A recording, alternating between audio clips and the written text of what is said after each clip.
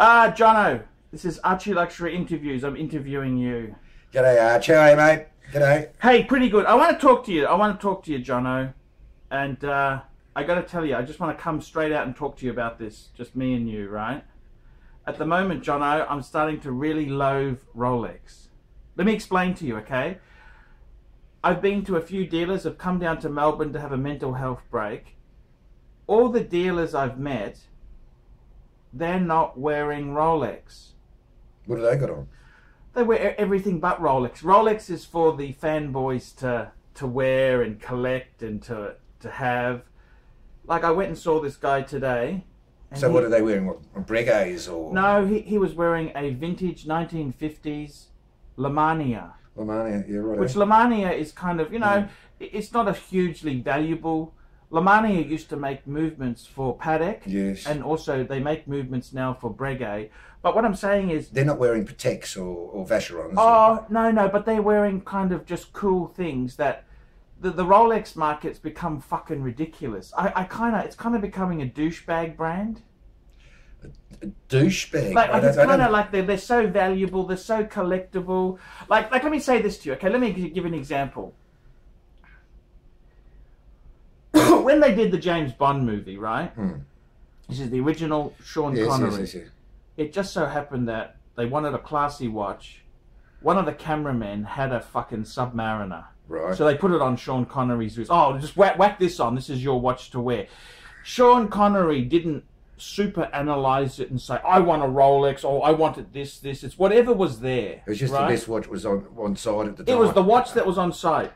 So there was no promotion from Rolex. Well, no. This is just what they had. Now, the other thing is, too, Steve McQueen, when he was filming Le Mans. Yes. That's that famous movie where he wore the Monaco. He wanted to look like a race car driver, and they had that golf suit on. Yes. And what happened was, why did they choose that? They had a couple models. They had the Carrera, they had the Silverstone, and I think they had the Monaco. The only reason they used the square one, which is the Monaco, was because they had three. They wanted one to wear, one as a backup, and one for production shots. Right, all the other ones they only had two of. So they thought, oh, let's fuck it, we'll just go to the... They didn't analyse and say, we want you to wear this one. He just wore it. You know what I mean? So what you're saying, because that Rolex was worn in the James Bond movie, and because Sean Connery wore it, that brought, what, kudos to... No, what I'm saying is Sean Connery didn't analyse and say, I want this one, or it's got to be this. He didn't give a fuck. Whatever they had, he just slapped it on. Same as with the Monaco. Steve McQueen, when he was shooting the movie... He didn't analyse and say, oh, no, I want this. He just said, oh, whatever you fucking got, whacked it on and started filming. Film! Maybe things are different days with attitude. No, what I think's happened is... What's that, like, that basketballer in America, LeBron James or something, the greatest basketballer of all time or something? Well, what does he wear? Like, these blokes are on millions and millions of dollars. What do they wear? I don't even know who you're talking about. I don't watch TV, John. Don't watch TV.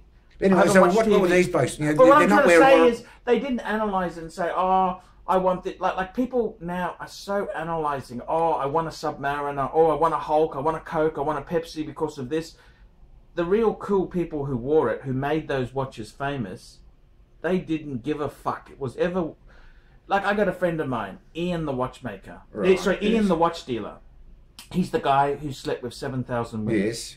He just wears whatever the fuck is there. He doesn't analyse and say, I'm going to look more cooler if I wear a Submariner. He just puts on whatever the fuck is there and easy. Do you understand? He doesn't analyse and say, oh, it's got to be a no date. Does it be a 2-line Submariner or a 3-line no date? Oh, he doesn't analyse. And what I think's happened is Rolex is becoming a douchebag brand in the sense that it's for people with more money than just enjoying the hobby. So what I'm finding is these dealers, let me tell you this. Isn't the situation of people with Rolex, that people enjoy Rolex, they want to refine, I suppose is the word, their taste for it. So if they're... I think they're over-analysing it too much. They want to be cool, so they think, oh, this watch will make me cool. The thing is, the watch doesn't really make you cool. Well, it's got nothing to do with making a person cool. The watches they're wearing, this watch dealer, I went to a watch dealer in Melbourne, okay? His name of his shop is collector, watch collector, okay? Mm-hmm. He was wearing a 1950s Lamania. You're right. Okay? Yeah. Now, I went to another dealer. I went to Shawnee's shop. I went to European Watch Gallery. Yes. Bruce was wearing a Navi timer. It was actually two-time break. That's just it. They just wear whatever is. And I want to show you something. Like I got a Zenith chronograph. Yes. And I had a guy who invests in Rolex. He's talking about. Yes. But the guy who is showing us the Rolexes for sale. He was really interested in my Zenith. Not because the Zenith's worth much. The Zenith it's a purist watch. It's for somebody who knows watches and just loves them. You know what I mean? Yes, Rolex yes. is now so collectible, so valuable. They're just bank vaulting it. They don't use it for sports, and that they're not using it for the real purpose. Well, how many did Rolex divers watches when people go diving in? It's like none. It's like the 4-wheel drive. You wouldn't take a Range Rover off the road. Off road, you don't want to get it dirty. Yeah, well, you know, that's the whole thing. They're kind of losing the focus, and I got to tell you. Are you saying the demand's going to drop off for Rolex? No. What I'm saying is Rolex is so valuable, so collectible, so everything that real people aren't wearing it. People who love watches and that are saying, "Oh, what they burn themselves." No, they're commodities. They buy and sell them, but they don't wear them and enjoy them. Sometimes in life, you just got to wear the fucking thing. Wear it, take it out of its plastic wrap, take the stickers off. Take the stickers off, yeah. And fucking enjoy it. You know what I mean? Well, yeah. What's the point of having things if you're not going to put them on and wear them? And I got to tell you, I love Rolex. They're so beautiful, Rolex. They are a beautiful thing, and there's a lot of value to them, but they're kind of, you don't want to scratch it, you don't want to get it dirty. I mean, it's just fucking, it's kind of defeats the purpose of owning these things. It's like that Rolex I was telling you the other day, which had the scratched face, the old lady's Oyster Perpetual. Yes. Looked a bit worn, but the auctioneer said, "Oh, the lady, spit scratch, because the lady wore this every day." Now, I mean, it's just, I kind of think, to be honest with you, people think things make you cool, right? But possessions don't make you cool. No, that's exact. The Japanese possessions are. The Japanese go overboard with this. Like the Japanese, they think, oh, if I want to be a real cool person, I have a Rolex or a Panerai or something, and they don't actually just wear the fucking thing and enjoy it. They're too concerned about all these things. What's like saying you're buying a Patek, you buy a Patek and they're not going to wear it. They're just going to buy it to say that I've got a Patek, and to put it in the safe when you're not using it. Or I mean, all I'm saying is the whole thing is exactly. What's the point in owning this shit if you don't enjoy?